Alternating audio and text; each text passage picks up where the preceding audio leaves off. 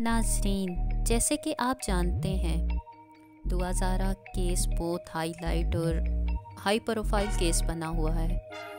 दुआ ज़ारा को 16 अप्रैल को अगवा किया था। ज़हीर नामी गैंग ने इसे पबजी से फंसाया और फिर अगवा किया। ये तो आप बेहतर जानते हैं। इस केस में फिर एक चमक चल्लो की भी एंट्री हुई, जिसे आप जुनैरा माहम के नाम से जानते हैं।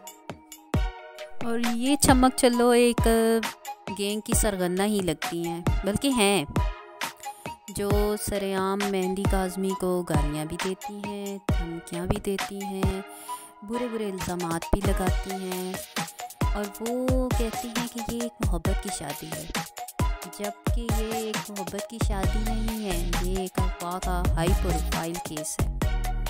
जबकि हम भी जानते हैं इतनी सी उम्र में बच्चियां तो वालिदैन पे डिपेंड करती हैं, और जब वालिदैन पे डिपेंड करती हैं तो वो खुद को भी संभाल नहीं सकती, तो मोहब्बत कैसे कर सकती हैं?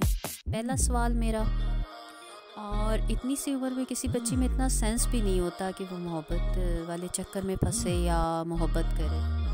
लेकिन मैं दाद देती हूँ मेहंदी काज़मी साहब को कि उन्होंने अपनी बच्ची के लिए स्टैंड लिया, एक रोल मॉडल की हैसियत से एक अच्छे बाप होने का सबूत अदा किया। उन्होंने अपने बच्ची को लावारिसों की तरह नहीं छोड़ा, उसको गैंग के हाथों में खिलौना बनने नहीं दिया।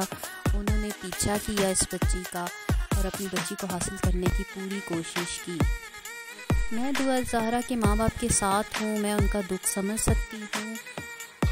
4 माह से एक बच्ची घर से दूर हो तो माँ बाप पे क्या गुजर सकती है, ये वही जान सकते हैं। हम तो सिर्फ दुआ ही कर सकते हैं या फिर सिर्फ सपोर्ट कर सकते हैं, मगर जो तकलीफ़ उन पर गुजर रही है वो कोई नहीं जान सकता।